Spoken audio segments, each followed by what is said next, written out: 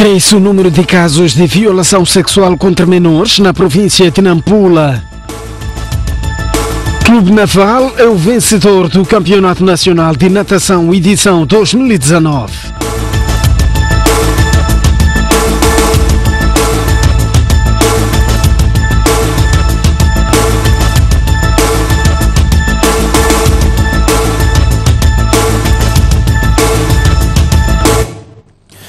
Muito boa noite, bem-vindos ao jornal. Crianças com futuro comprometido devido a marcas de violação sexual. Menores de 12 anos são cada vez mais vítimas de abuso praticado por jovens e idosos na província de Nampula. Só no ano passado foram tramitados mais de 100 processos e os que chegaram a julgamento terminaram com a condenação máxima.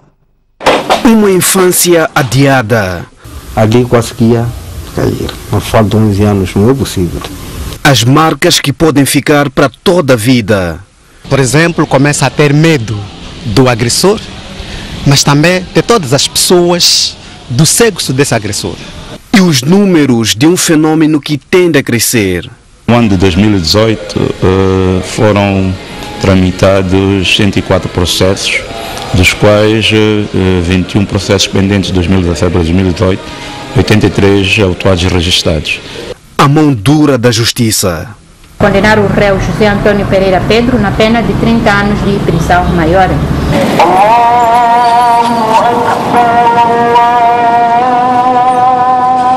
O caminho estreito leva-nos à casa de uma família humilde na periferia da cidade de Nampula. O rosto carregado resume o sentimento de um pai que teve a filha de apenas 11 anos de idade violada sexualmente por um homem de 30 anos até a engravidar. O que a menina estava sempre a envolver o corpo e ficar calada. Até o TPC a mãe dizer, essa menina como? Não sou ver bem. Então a mãe quando ficou, eu quando disse, epa, não sei o que se passa. Disse, epa, a única pessoa que me corrompeu é o tio Zé. Tio Zé, como é conhecido na zona, é um vizinho da menor e casado com 3 mulheres. Fomos na liga, colocamos a questão, teremos que ir, fomos no hospital e teremos o resultado. Só que não abrimos, nem eu, não sei o que, não sabíamos. Ficamos, como era sexta-feira, dia 7 de setembro, tratava de festejo. Ficamos sexta, sábado, segunda-feira, fomos lá. Teremos notificação para o serviço dele, ele veio na quarta-feira. Quando chegou, confessou que eu conheço assim, mas há muito tempo. Mas essa grávida não é minha. Ele contando que era grávida de 1 mês. Mas eu disse, abrem lá o relatório para vermos. Quando abriram, viram que a grávida era de 5 meses, que é 19 semanas e 6 dias. Uma decisão arriscada teve de ser tomada a partir daquele momento. Interromper a gravidez no hospital. Com muita sorte, o ato não deixou danos na criança. Com todos os elementos de prova, o Ministério Público remeteu o processo ao tribunal e, em tempo recorde, conheceu a sentença.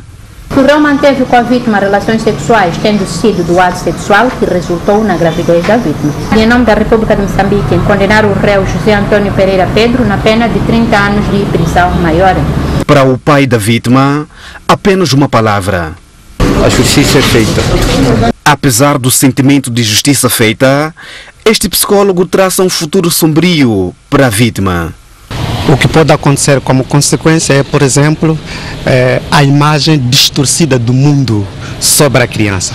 A partir desse fenômeno, a criança começa a perceber de forma contrária aquilo que é o mundo que lhe rodeia. Por exemplo, começa a ter medo do agressor, mas também de todas as pessoas do sexo desse agressor. A melhor forma de superar o trauma é um acompanhamento psicológico que deve ser feito durante muitos anos. Em 2018, foram tramitados 104 processos ligados à violação sexual de menores de 12 anos na província de Nampula. O Ministério Público está preocupado com o fenômeno. Razão pela qual temos vindo em sede de julgamento, onde faz a produção de prova, fazer de tudo para que hajam punições exemplares, de modo a que possam também ter efeitos do ponto de vista de prevenção geral, para que aqueles que queiram cometer este tipo legal de crime saibam que a justiça é pesada para estas situações. Foi o que aconteceu em outros processos que noticiamos em finais do ano passado. Neste caso, o violador é um idoso de 67 anos de idade que, para além de abusar sexualmente, contaminou a menor de 12 anos com HIV. Sabendo que era portador do vírus HIV, vírus que provoca a doença de SIDA, e sabendo que padecia de sífilis, doença sexualmente transmissível, o réu não foi capaz de se abster de praticar o ato criminoso e muito menos foi capaz de fazer o uso do preservativo, tendo assim contaminado a vítima com o vírus HIV. O coletivo de juízes desta secção julga por unanimidade a acusação procedente e provada e consequentemente decido, em nome da República de Moçambique, em condenar o réu Paulino Paciel na pena máxima de 24 anos de prisão maior. A Procuradoria Provincial de Nampula está a concluir a instrução do processo em que um militar é acusado de ter violado sexualmente uma menor de 12 anos. É um dos processos que transitou para este ano 2019, portanto, aquilo ocorreu nos finais do ano passado, está em instrução preparatória e devo dizer que grande parte das diligências já foram feitas, mas ainda há outras por fazer e acreditamos que teremos o desfecho dentro em breve. O Governo investiu cerca de 40 milhões de meticais para a reposição da ponte metálica que havia desabado e deixado a zona norte de Cabo Delgado praticamente isolada do resto da província. Cerca de um mês depois de ter desabado devido ao excesso de carga de um caminhão, o governo conseguiu repor a ponte sobre o rio Muela, localizado na estrada R380, que dá acesso aos 5 distritos da zona norte de Cabo Delgado. É verdade que não é uma estrutura nova, são peças já usadas, mas reaproveitadas. Pensamos que não há nenhum risco quanto a isso, a ponte está segura, a infraestrutura está segura. O que é necessário é que os automobilistas respeitem os limites de carga. A reposição da ponte custou cerca de 40 milhões de meticais desembolsados pelo governo, mas o caso já está nas mãos da justiça e o valor poderá ser reembolsado pelo proprietário do caminhão que destruiu a infraestrutura. O processo foram elaborados autos e encaminhados para o Ministério Público. Então o assunto está na Procuradoria de Justiça de Simba da Praia. Quando desabou a ponte sobre o rio Muela, no dia 31 de dezembro de 2018, os automobilistas eram obrigados a passar pelo distrito de Moeda. Morreu o empresário moçambicano Fazal Laka, vítima de acidente de viação na cidade de Lichinga. O acidente que tirou a vida a Fazal Laka ocorreu ontem, por volta das 22 horas, na Avenida do Trabalho, quando uma viatura despistou-se e foi embater violentamente no carro em que seguia o empresário e sua esposa. Há informações que dão conta de que a sua esposa também não resistiu aos ferimentos e acabou perdendo a vida hoje no Hospital Provincial de Lichinga. Fazal Laka foi presidente da mesa da Assembleia Geral da CTA, neste caso, há cerca de 15 anos e já participou em vários debates sobre o empresariado nacional. A mordedura canina tem sido uma preocupação de várias entidades a nível do país, com vista a reduzir o número de cães vadios nas ruas e bairros da cidade de Inhambane. A Polícia Municipal tem vindo a desencadear, neste caso, campanhas de abate destes animais. O melhor amigo do homem, mas quando não acompanhado pode virar uma fera mortífera. Nos dias que correm, muitos são os casos de mordedura por cães vadios, que em alguns casos culminam em mortes. É neste contexto que a Polícia Municipal da cidade de Inhambane tem vindo a desencadear campanhas de abater todos os cães sem acompanhante na via pública. Uma atividade contínua. Só que este momento, devido ao mau tempo que se verifica aqui ao nível da cidade de Inhambane, houve uma pequena paralisação. Efetivamente, o ano antepassado, houve uma redução naquilo que tange o número dos abates, de cães abatidos. Em 2017, fizemos abate de 63 unidades e contra 50 do ano passado. Nos 23 bairros do distrito de Inhambane, o centro da cidade é tido como o mais frequentado por cães vadios. No ano passado, fizemos fizemos esse trabalho em 17 bairros. Temos verificado o maior número dentro mesmo da cidade. É que fizemos um trabalho muito elevado que culminou com abate de 14 cães contra os outros bairros que têm um número um bocado reduzido. O chefe das operações e fiscalização da Polícia Municipal explica quando é que um cão é considerado vadio e o período da operação de abate. Nós dissemos que são vadios porque não tem nenhum guião. Todo aquele cão que é encontrado na via pública sem nenhum dono, nós fizemos a questão de abater. E o período que temos feito é um período noturno. Naquele momento que há pouca movimentação das pessoas, das 23 em diante. No ano passado, a nível do distrito de Inhambane, foram diagnosticados 68 casos de mordedura por cães e já registrados 6 casos no presente janeiro e ainda 55 casos foram registrados em 2018 na maior unidade sanitária da província, que resultaram em um óbito por raiva, onde nas 3 primeiras semanas de janeiro de 2019 já reportados 8 casos no Hospital Provincial de Inhambane. O JM na cidade de Maputo está a preparar as bases para fazer frente às eleições gerais de 15 de outubro. O braço juvenil da Frelimo diz não temer a concorrência do presidente eleito da Renamo, neste caso o Suf Momad, candidato daquele partido às presidenciais.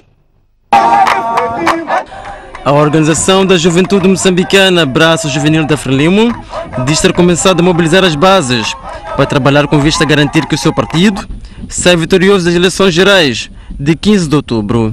É pensando nisso que a OJM inaugurou a sede do bairro Inhagoia A, periferia da cidade de Maputo. A assentar as bases para garantir a vitória da Frelimo. É desta forma que nós encontramos mecanismos de viabilizar o trabalho na base. A partir daqui temos um espaço hoje onde todas as reuniões da juventude, todos os jovens a partir da célula, comitê de círculo, comitê de zona, têm espaço de reunir, debater e desenhar estratégias com vista a garantir a vitória da Frelimo e do presidente Nilson. A juventude da Frelimo diz não temer a concorrência de Suf Momad, candidato da Renamo às presidenciais deste ano. Este Akunuka é certo, vamos bater 5-0 mesmo, de verdade. De Rovuma ao Maputo, não há aqui, não há Nampula, não há Quilimane, não há Beira. Vamos ganhar 5-0, vamos dar Kunuka de verdade, vamos ganhar as eleições de Rovuma ao Maputo. E fosse hoje, se fosse amanhã, a vitória já era garantida. A organização espera inaugurar nos próximos tempos outras sedes distritais para articular melhor as suas atividades. Agora o desporto, hoje mais cedo, numa altura em que decorrem as contagens para a classificação do campeão nacional em natação. As provas decorreram na piscina do Zimpeto. Não parece que consiga a Alissa Domingos recuperar esta distância. Vamos, consegue, certo que mesmo a Munha Mese...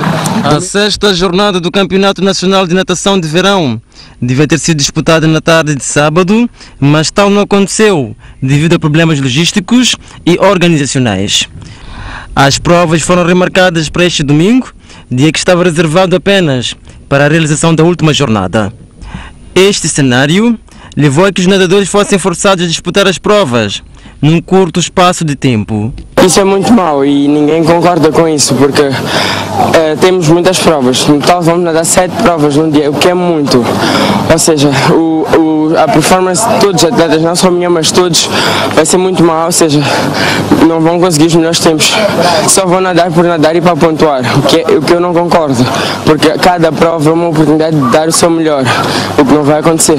É estar sobrecarregado, acabo de chegar de um campo e este campeonato não estava nos meus planos, não estava nos meus objetivos. Estou a nadar mais para o clube, para ver se podemos ganhar, mas já sabemos que desta vez não nos sagrar campeões. Muita história dentro disso. Mas há mais. Esta prova esteve muito longe de trazer as marcas que alguns nadadores almejavam. Melhoramos muito, deixamos em um lugar meio baixo, né? Temos que melhorar mais.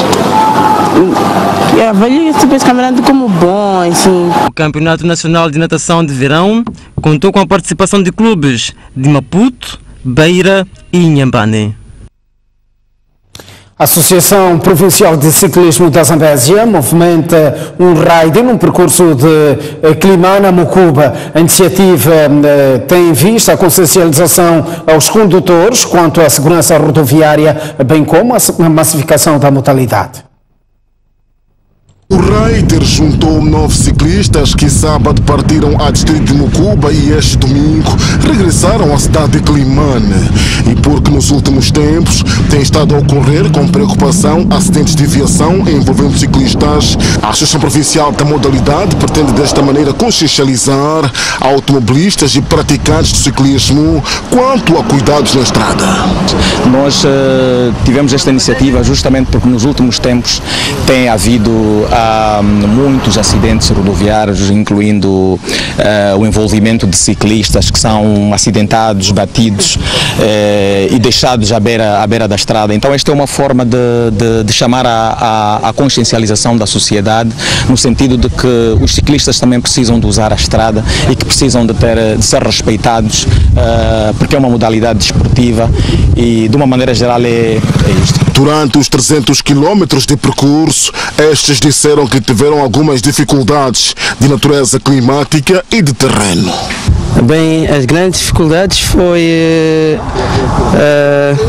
as subidas acentuadas a partir de Muniba, e à volta tivemos aqui um troço de praticamente 30 km com o vento contra, que é precisamente de Nicoadala até aqui a Climane. Já participei em vários raids, desta vez foi muito bom porque o número subiu, da primeira vez éramos 4, mas hoje subiu para um total de 9 ciclistas. Foi muito bom participar neste raid que foi organizado pela primeira vez pela Associação Provincial de Ciclismo a nível da província da Zambésia. O presidente da agremiação na Zambésia diz que iniciativas do gênero vão continuar.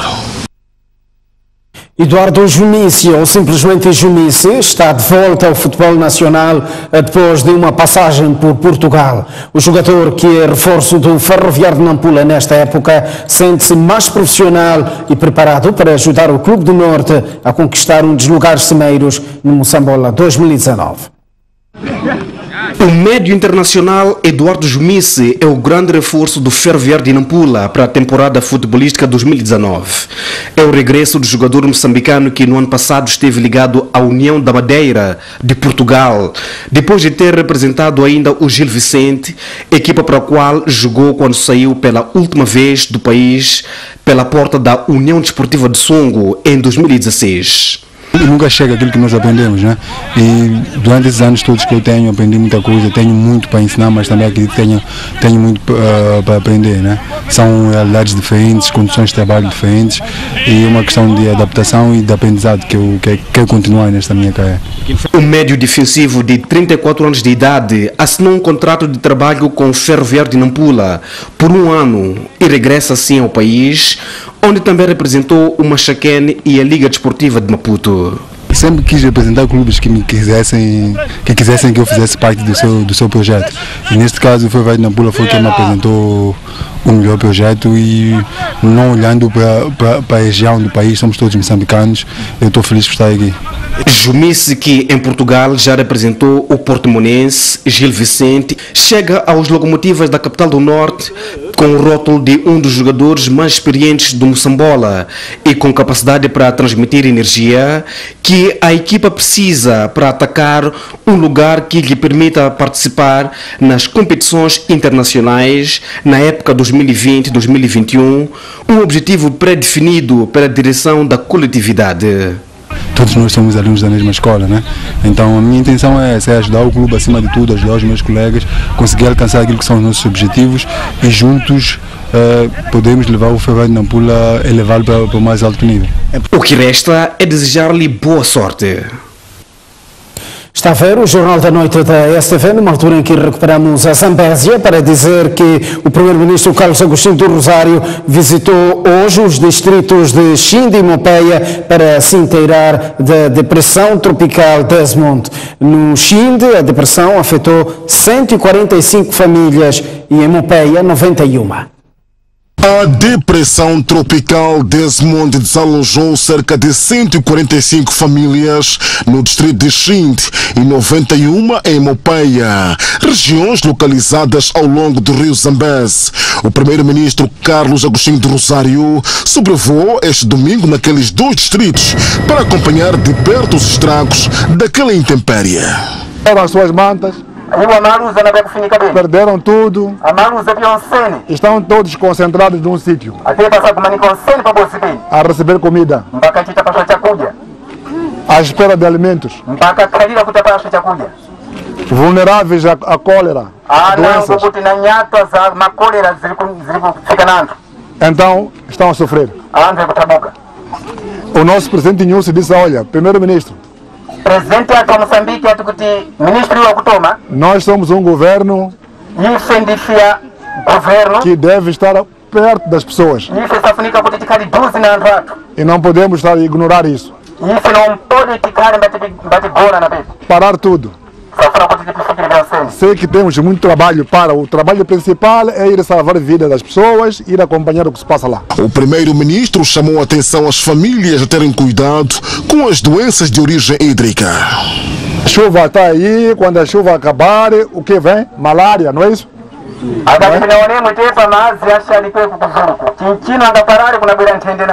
Não queremos malária porque malária mata. Malária é inimigo. Então temos que tomar ações que evitem que a malária se propague aqui em Mopeia. O primeiro-ministro visitou os distritos de Xinde, Mopeia e da cidade da Beira. E esta segunda-feira vai escalar o distrito de Nicoadala, que também não escapou aos estragos da depressão tropical. Vamos olhar o mundo. Pela 11ª semana, os coletes amarelos voltaram ontem a manifestar-se na França. Desta vez, os manifestantes estiveram em número menor. Segundo dados oficiais, cerca de 69 mil coletes amarelos saíram mais uma vez às ruas de Paris, Estrasburgo, Bordeaux, Marselha e Lyon para exigir melhores condições de vida. Embora em pouco número relativamente aos protestos no 10º sábado, os coletes amarelos manifestaram-se em grande medida com pacificidade. Entretanto, houve registros de alguns confrontos com a polícia, sobretudo em Paris, onde 42 manifestantes foram detidos. O ministro do Interior acusa marginais de vestirem-se de coletes amarelos para cometer atos de violência. O presidente francês continua a insistir num debate nacional para acolher todas as inquietações. Há 3 semanas para a realização das eleições, o presidente da Nigéria ordenou a suspensão do juiz do Tribunal Supremo, conhecido por ser crítico do atual regime. A oposição e a União Europeia mostraram-se preocupadas. A suspensão do chefe da Justiça da Nigéria, Walter Honnigan, pode ser início de um conflito eleitoral no país africano produtor do petróleo. Honnigan foi suspenso pelo presidente nigeriano Muhammadu Buhari sob o pretexto de não ter declarado várias contas bancárias com dólares, euros e libras. Mas em contrapartida pesam sobre Buhari acusações de corrupção, o que faz com que a oposição e a União Europeia suspeitem que haja motivações políticas por detrás da suspensão do juiz. Em reação, o maior partido da oposição decidiu suspender a campanha eleitoral por 72 horas para exigir a reposição da justiça. Este partido da oposição rejeita a nomeação do novo juiz, que estranhamente vem da Zona Norte, onde o chefe do Estado tem maior número de eleitorado muçulmano. As eleições no país mais populoso da África estão marcadas para 16 de fevereiro. O secretário do Estado norte-americano convida os países das Nações Unidas a apoiar o novo presidente interino da Venezuela, mas a Rússia diz que não há motivos para Nicolás Maduro deixar o poder. Aumenta a pressão internacional contra o regime do presidente da Venezuela, Nicolás Maduro. A pedido dos Estados Unidos, o Conselho de Segurança das Nações Unidas reuniu-se urgentemente para deliberar o impasse político na Venezuela, que surgiu quando o presidente do parlamento, Juan Guaidó, declarou-se o presidente interino do país em claro desafio ao regime de Maduro. Mike Pompeo, secretário de Estado norte-americano, apelou à ONU para posicionar-se a favor de Juan Guaidó. As they try to free themselves from former President Maduro. Chegou a hora de todas as outras nações escolher um lado. Não há mais atrasos, não há mais jogos. Ou estão com as forças de liberdade ou são aliados de Maduro e do seu caos. Em contraposição, o embaixador russo rejeitou o pedido de Pompeu, tendo dito que o regime de Maduro não constitui uma ameaça à paz e à segurança, pois é um governo que foi eleito pelo seu próprio povo. Entretanto, a União Europeia deu um ultimato ao regime de Maduro para que convoque novas eleições em menos de 8 dias. Caso contrário, o apoio vai ser direcionado a Juan Guaidó. Sem demoras, o governo de Maduro, que tem apoio militar, rejeitou o ultimato da União Europeia e acusa os Estados Unidos de ter dado luz verde para o golpe de Estado na Venezuela.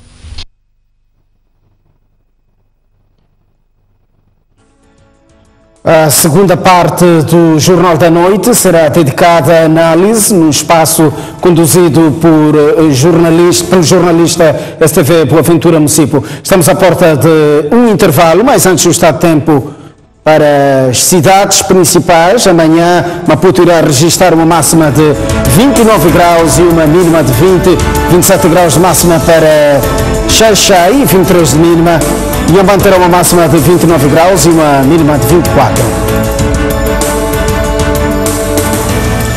Teremos uma máxima amanhã em Tete, 32 de máxima e 23 de mínima, 27 graus de máxima para Chimoio e 18 de mínima, 30 graus de máxima para Beira e 24 de mínima. Teremos uma máxima em Quimane de 32 graus e uma mínima de 23. No norte do país teremos uma máxima em Lixinga de 24 graus e uma mínima de 16, 32 graus de máxima para Pemba e 23 de mínima. Nampula terá uma máxima de 31 graus e uma mínima de 22. Até já.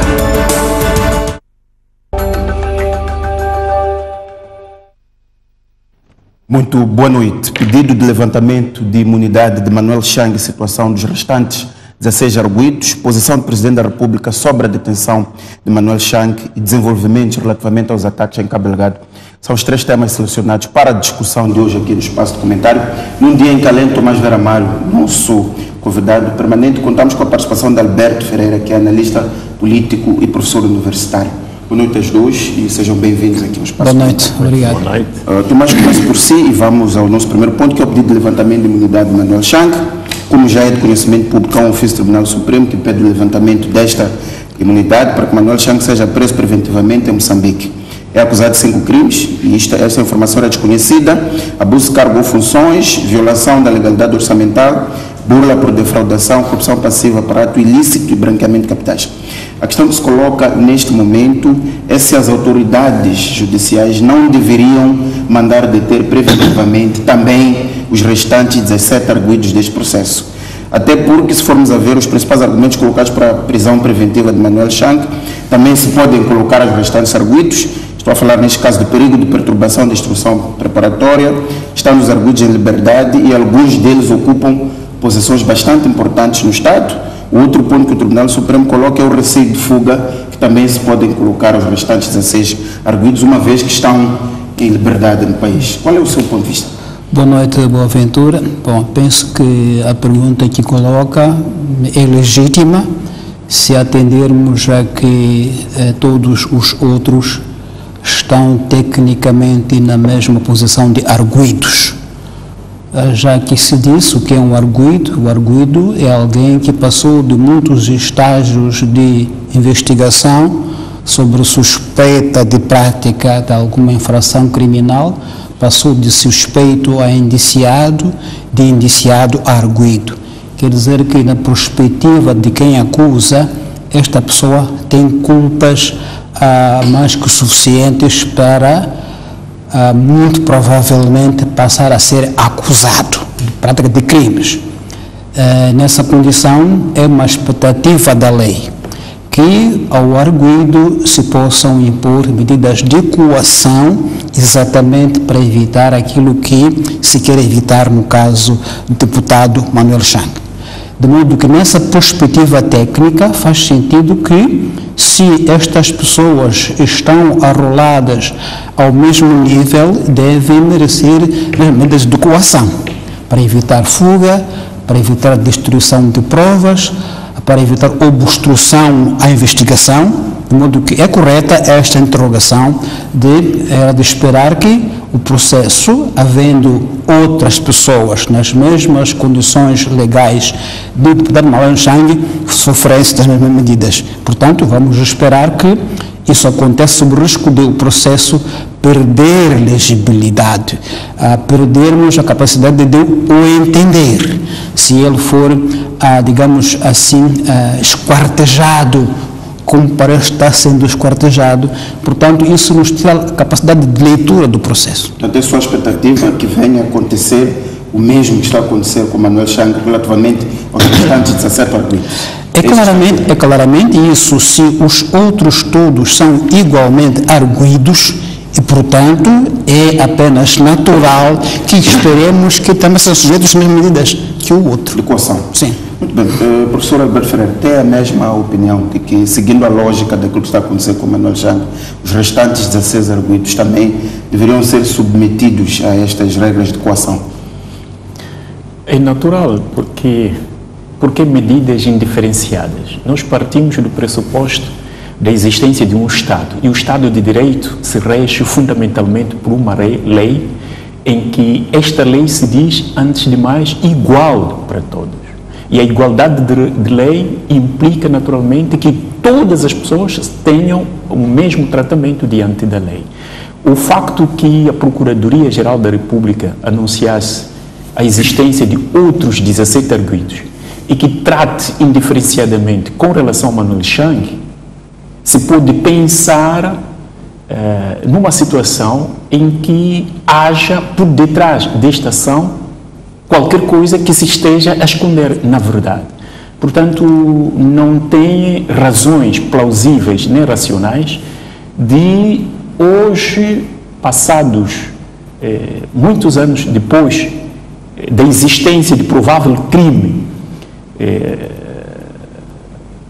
de Manuel Chang, ligado às dívidas ocultas, passados três anos, hoje apareça uma situação bastante impensável, em que, na verdade, todos nós nos questionávamos se Moçambique tem ou não instituições de justiça capazes de responder, capazes de agir, capazes de responsabilizar qualquer ator de um crime.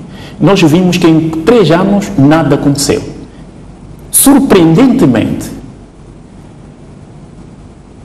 em 24 horas nós vimos toda a máquina do Estado a movimentar-se.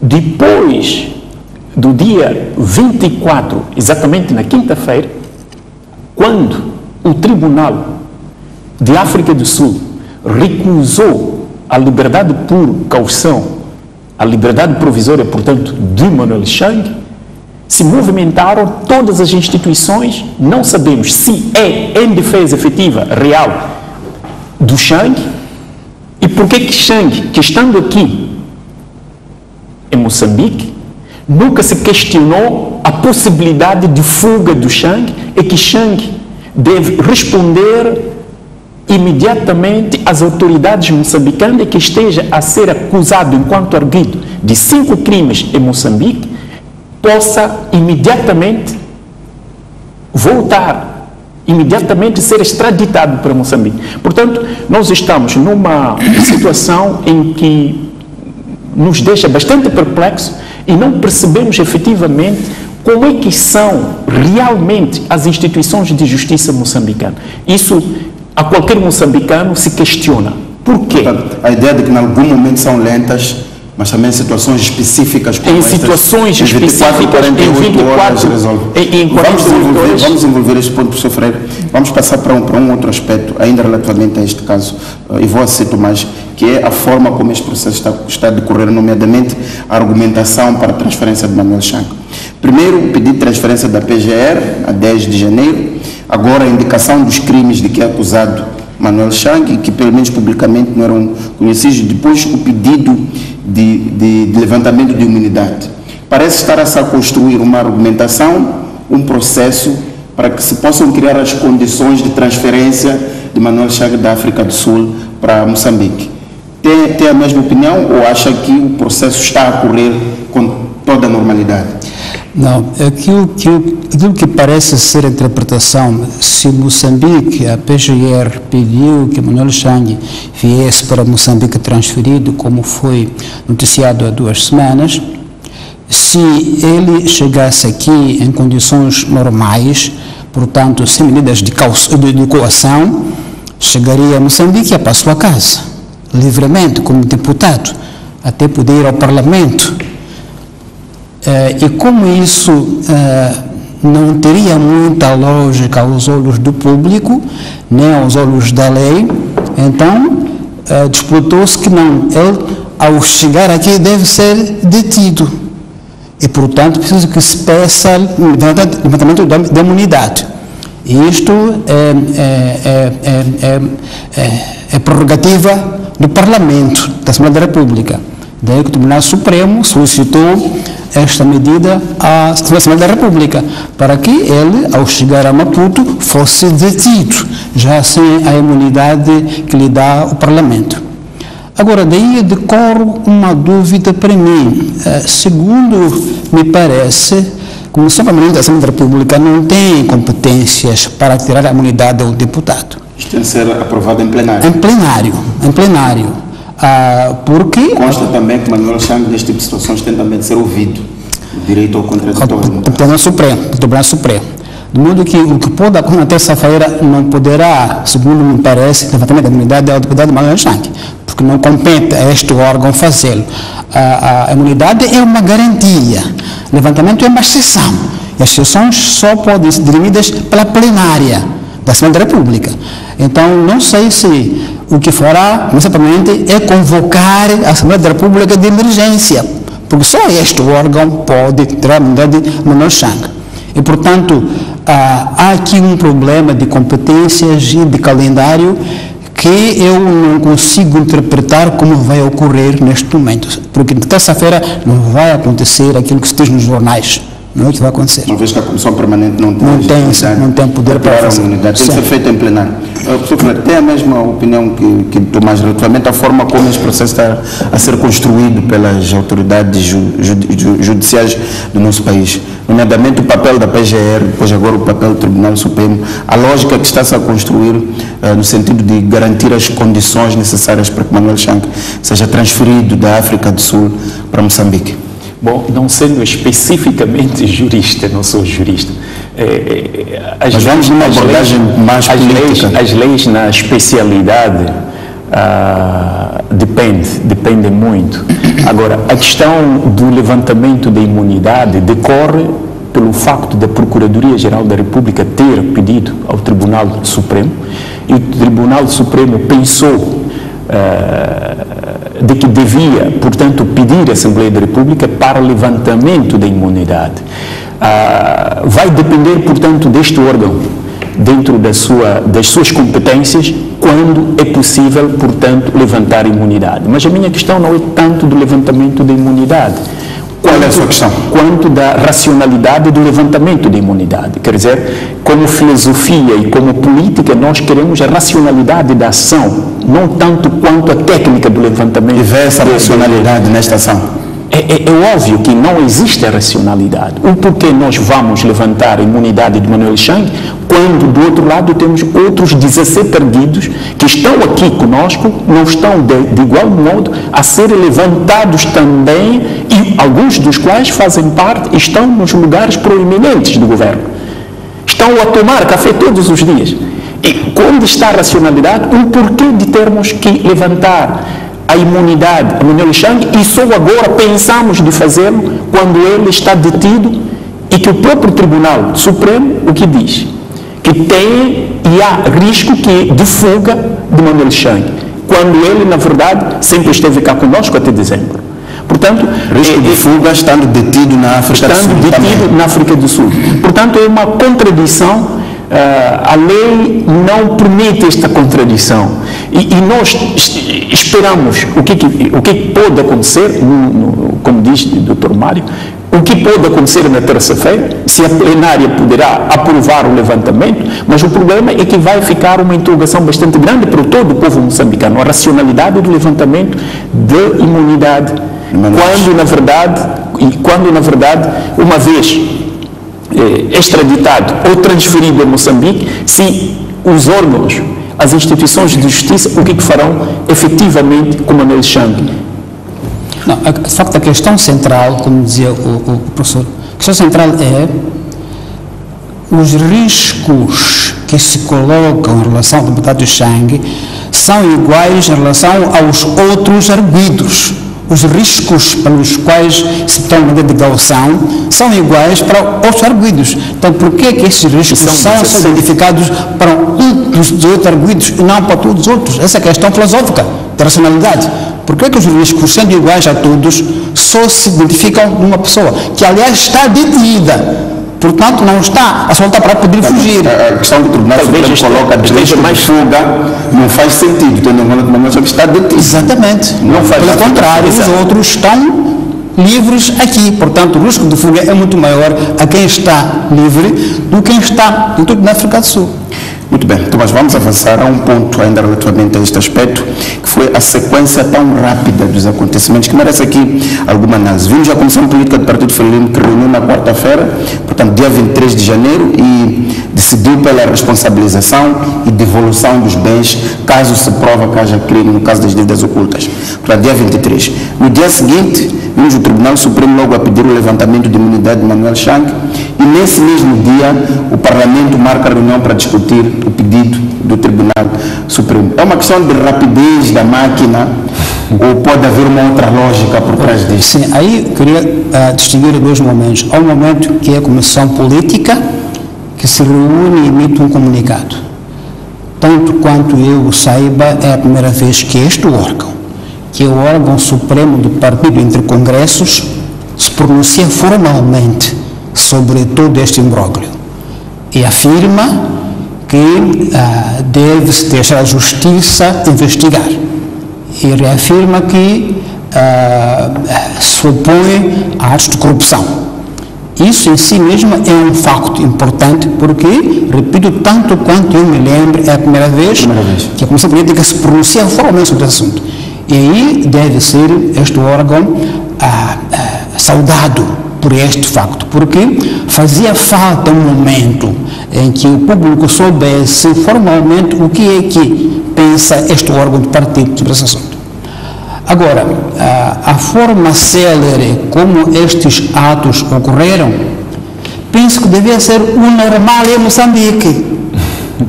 E, portanto, isso deve ser elogiado. Ou seja, demonstrou-se que é possível haver celeridade e articulação entre órgãos muito importantes deste país que em 24 horas movimentaram um sistema. Conclusão, é possível, afinal, haver neste país celeridade. Portanto, devia ser normal isso e não uma exceção. Acho que o que espanta mais é que os moçambicanos não estão habituados a que estes órgãos, de forma tão rápida, se pronunciem e se movimentem. Eu repito, devia ser isso normal. Sim. Muito bem, professor Alberto Ferreira, tem a mesma opinião de que esta sequência, quase que um alinhamento, devia ser o normal funcionamento das instituições? Bom, é o anormal dentro do nosso normal, porque, na verdade, quando nós formos a questionamos primeiro a Procuradoria-Geral da República, que em 3 anos afirma categoricamente da não existência de matérias com as quais pode acusar, instruir processos de pessoas implicadas nas dívidas ocultas. Em 3 anos. Mas vimos que em 24 horas podiam, portanto, acusar alguém. Esta é uma contradição.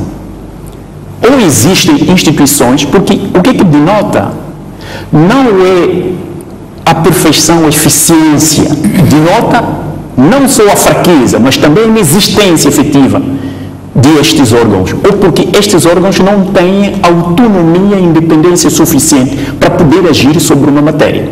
Quer dizer também que, do outro lado, que agem sobre um golpe de chamada de telefone que todos se põem a movimentar-se, porque em 24 horas, pelo menos em 48 horas, depois do dia 24, que o Tribunal Sul-Africano recusou a liberdade provisória Chang, vimos quantos órgãos aqui dentro se movimentaram.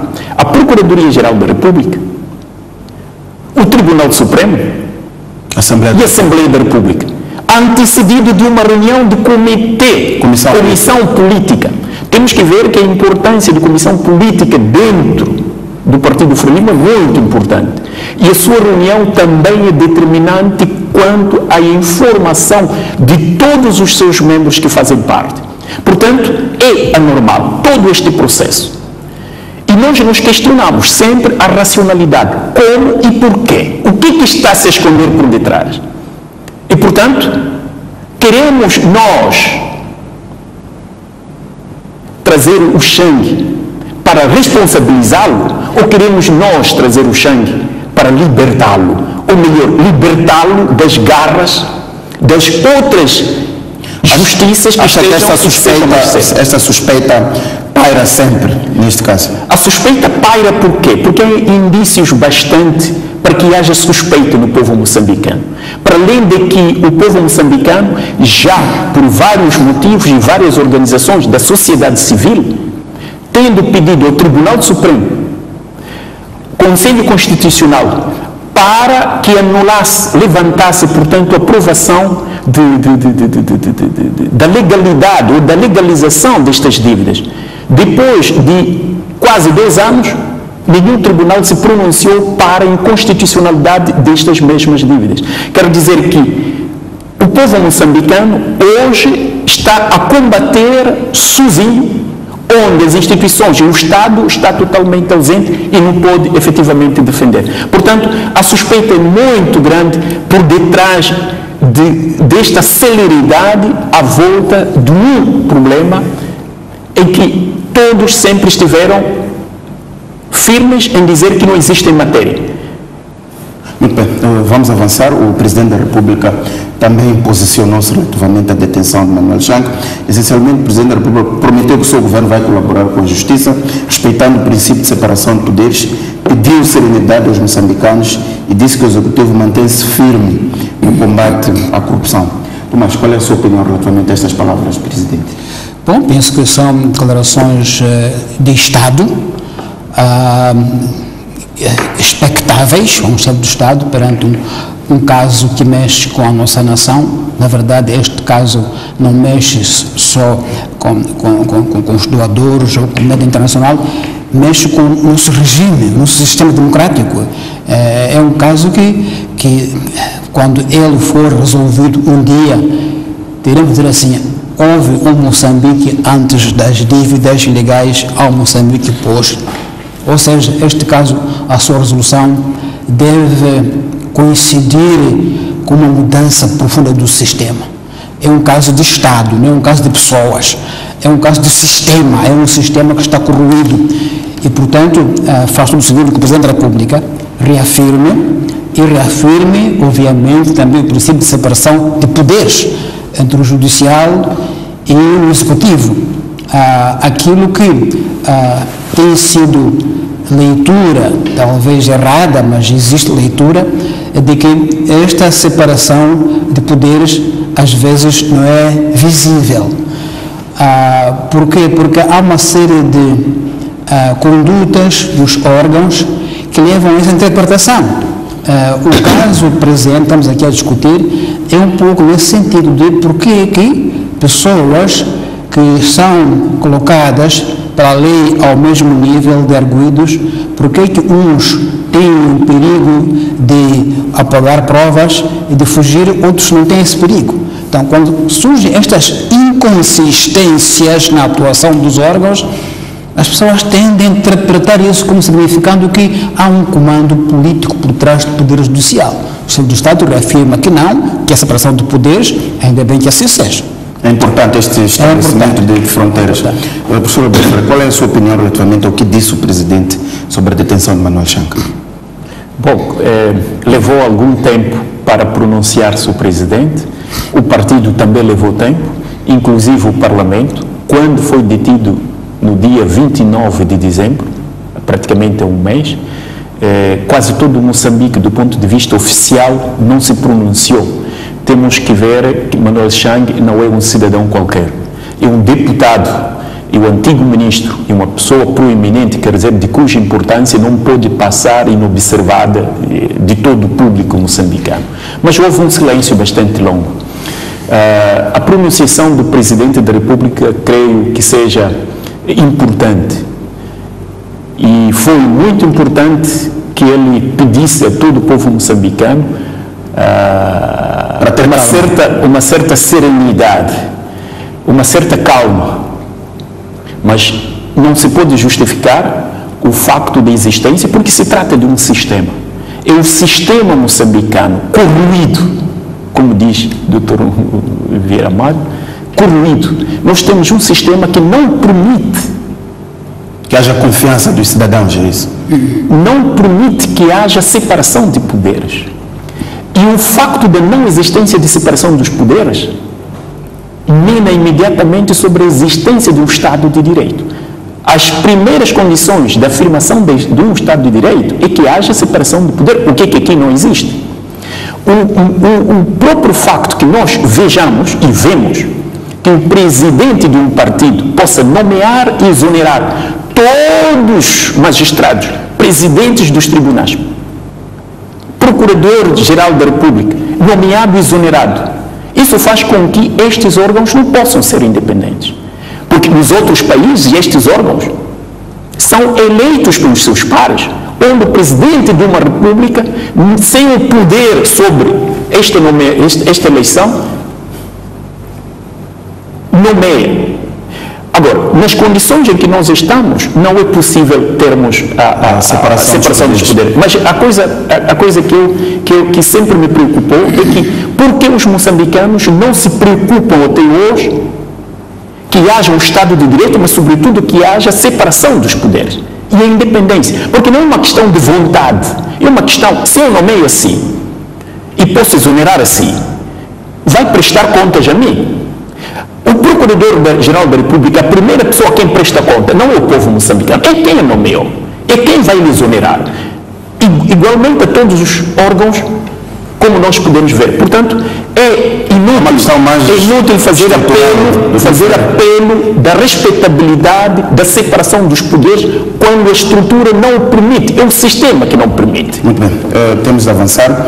Tomás, enquanto há estas movimentações aqui em Maputo, Manuel Chang continua a dar luta na África do Sul para tentar a liberdade sob caução. Vimos a argumentação que colocou, que é uma pessoa doente, no caso sofre de diabetes, e apresentou uma casa onde ficaria próxima aqui a cidade de Maputo, 45 quilômetros. Mas parece que os argumentos não convenceram a procuradora sul-africana. Qual é a sua leitura relativamente a esta última opção, Manuel Chang? Penso que o direito moderno é baseado no respeito pelos direitos humanos. E, portanto, se o Sr. Chang tinha condições de saúde que merecem cuidado especial, era legítimo que ele apresentasse a situação ao tribunal, para o tribunal considerar. E o tribunal considerou, tanto que mandou inspecionar a própria cadeia para verificar se tem condições para manter alguém que tenha diabetes. E foi lá um oficial inspecionar, e foi lá alguém que disse não temos condições adequadas até para ginásio, movimentos para quem sofre de diabetes. E, portanto, o subpedido foi atendido. Tanto que houve uma investigação, porque se dissesse que não há condições na cadeia para alguém no seu estado, creio que às vezes tinha considerado uma situação diferente. Mas a situação foi de que o que é exigido para ele está na cadeia, e, portanto, não é motivo, não era mais motivo. A segunda questão, me parece que foi um erro dos advogados de defesa, foi indicar que a casa do Sr. Chang ficava a 60 quilômetros de Moçambique. Ora, quando se verificou que afinal fica a 45 quilômetros, logo nasceu um ponto de suspeita, porque é que deram informação enganosa ao tribunal. Isso é muito mau. Isso é muito mau, porque foi fácil de verificar onde está a casa do Sr. Chang, não é preciso sair do escritório. Hoje em dia, com o GPS, pode-se verificar a distância de uma casa para um outro sítio.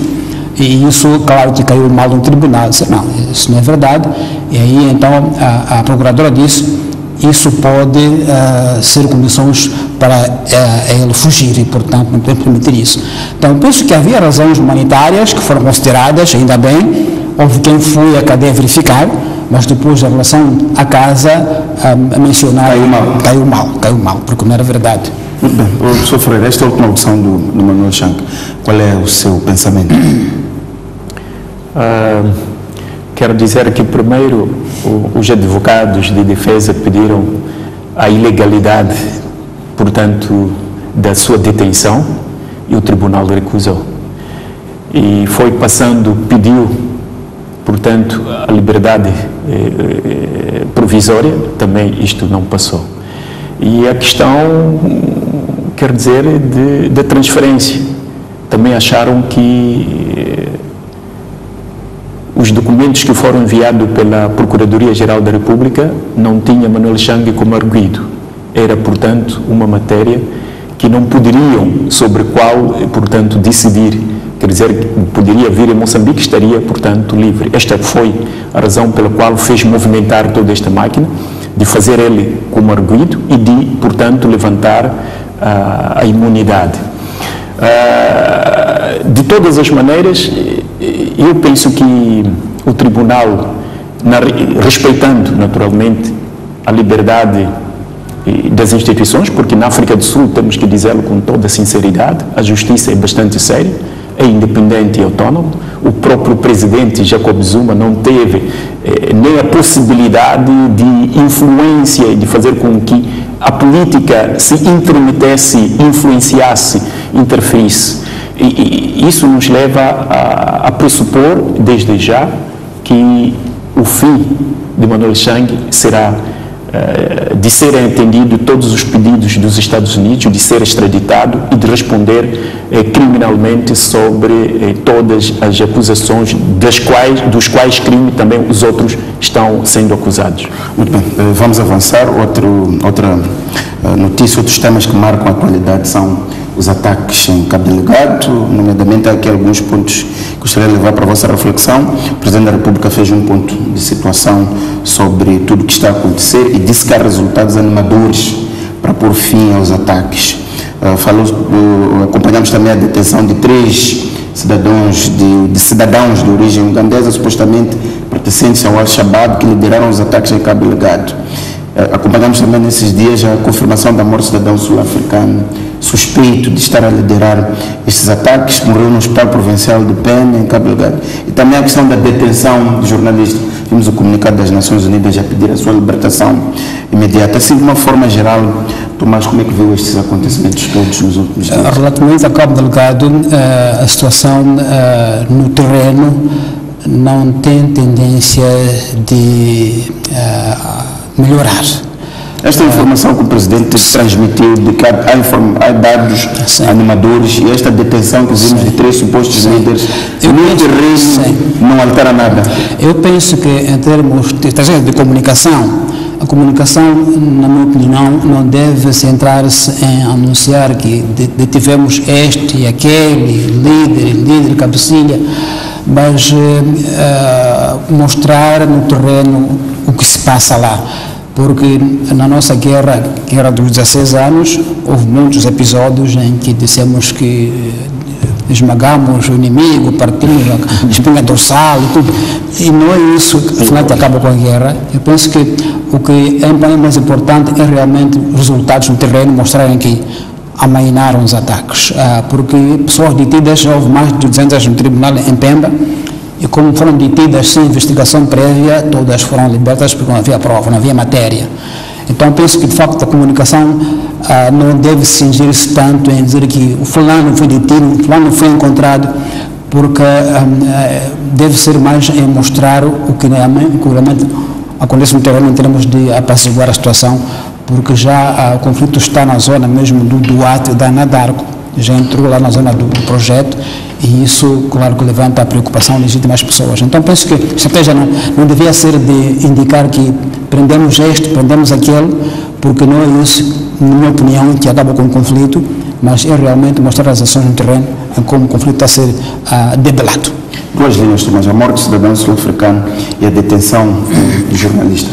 Bom, esta morte do Sr. André Honeycomb, penso que veio a atrapalhar, da passa a expressão, este processo porque há no meio situações não esclarecidas, nomeadamente a mulher se queixa de que foi feita autópsia sem a sua autorização e, portanto, ela não sabia o que se passou no Hospital Provincial de Cabo Delgado.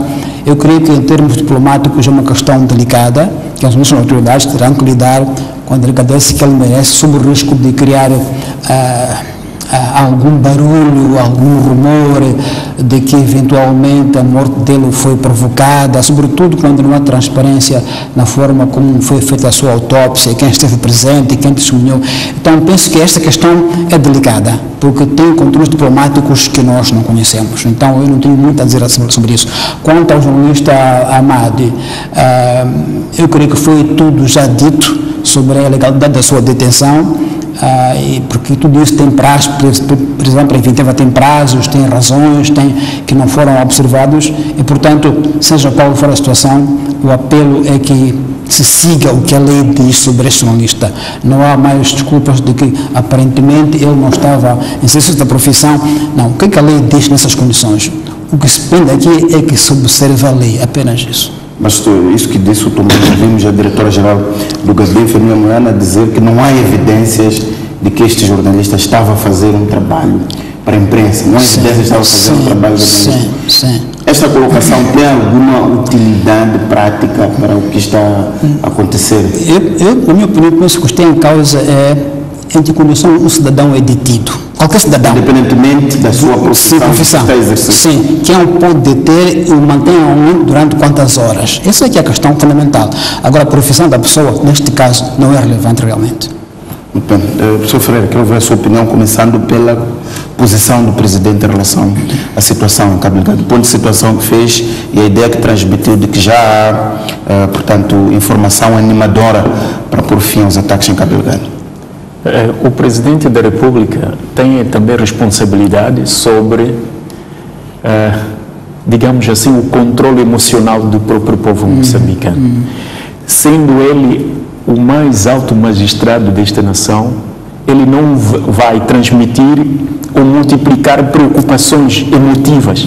Ele deve, portanto, ter esta responsabilidade, pelo menos, de fazer com que as pessoas se acalmem à volta disso. E que, o que quer dizer, professor Ferreira? Esta colocação foi bem feita, transmitiu conforto às pessoas? Transmitiu, portanto, conforto, mas temos que ver, esta é a vontade do Presidente da República. No terreno? Temos que ver agora se, na realidade, este conforto corresponde efetivamente. Isso é que temos que falar realmente. Tratando-se da questão de Cabo Delgado, nós estamos a ver que não são só grupos étnicos entre Maconde, Quimoane, Macua. Não.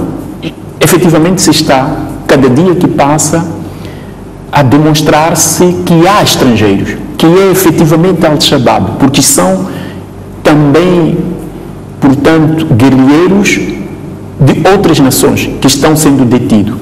Naturalmente, há alguma coragem, algum encorajamento à volta disso, de serem detidos cabecilhas. Isso transmite, de algum modo, alguma coragem. Mas o problema é que, qual a estratégia efetivamente para debelar a partir de raiz esta situação, quando nós estamos quase, digamos, não na véspera, mas estamos quase, daqui a pouco podemos começar a explorar o gás e nós podemos estragar um outro assunto, que outro negócio. A previsão de que o gás, a partir de 2022, vai ser uma realidade sendo produzido em Moçambique e que estes ataques já estão a entrar na área de onde se pensa que o gás possa... Portanto, esta é uma grande preocupação. É preocupação do governo, preocupação do Estado e é preocupação de todos nós moçambicanos. Mas é mudança de estratégia que nós temos naturalmente que fazer para debelar. E o Presidente disse uma coisa que é muito importante, que estamos a colaborar também com os outros países, é que este problema não é só um país que vai debelar. Nós vimos Boko Haram, por caso do Norte, quando reuniram-se a Níger, Camerun e a Nigéria para debelar o Boko Haram. Boko Haram hoje é muito mais fraco. Acha que tem de haver uma estratégia conjugada? É preciso haver uma estratégia conjugada, os países da região, e a SADC deve também contribuir muito mais para que possam ser debeladas, portanto, esta situação. A morte do cidadão sul-africano e a detenção de jornalista veio complicar a situação nossa com relação ao Manuel Chang. Se nós esperávamos alguma coisa do ponto de vista político, de um benefício numa relação política entre a África do Sul, seja a libertação do Chang, seja a extradição, na relação normal entre os países do ponto de vista diplomático, do direito internacional, isso tem implicações muito diretas, porque ele é um cidadão, portanto, estrangeiro. Por que não foram, portanto, precavidos todas as condições para que ele não pudesse morrer? E depois não havia nenhum indício de que ele padecia de alguma doença. E como é que ele morre, portanto, no hospital sem que as autoridades moçambicanas, para além de que foi detido em condições ilegais, isso temos que dizê-lo. Primeiro porque foi raptado, foi-se dizendo que foi raptado. Depois foi para o quartel. Depois do quartel, portanto, e nós sabemos também, o relatório das Nações Unidas de Human Rights Watch publicou e falou dos direitos humanos que estão sendo violados. E com relação a este, também com relação ao jornalista moçambicano, pediram a libertação. Portanto, nós temos, como país, temos que seguir as normas que nós aprovamos na nossa Assembleia da República e temos que também seguir de acordo com os nossos compromissos. Sobre o jornalista, para terminar. Sobre o jornalista, eu não penso que a diretora de Gabifo venha dizer, porque não faz parte de uma instituição de justiça moçambicana, para expressar-se de tal maneira que não tenham sido encontrados elementos de que ele esteja, portanto, a exercer a sua função de jornalista. Isso só pode ainda complicar, quer dizer, ele não pode pôr fogo onde... Portanto, as nossas instituições devem seguir as leis, respeitar os direitos humanos, fundamentalmente os direitos humanos, e que garanta a liberdade de expressão e garanta também todos os outros direitos correlativos à liberdade de expressão, à liberdade, portanto, jornalística de as pessoas exercerem as suas funções. Muito obrigado, Alberto Ferreira. Muito obrigado, Tomás Vieira Mar, pela vossa participação aqui neste espaço de comentário. Caro telespectador, o programa termina aqui. Simultaneamente também termina o Jornal da Noite. Até o próximo domingo.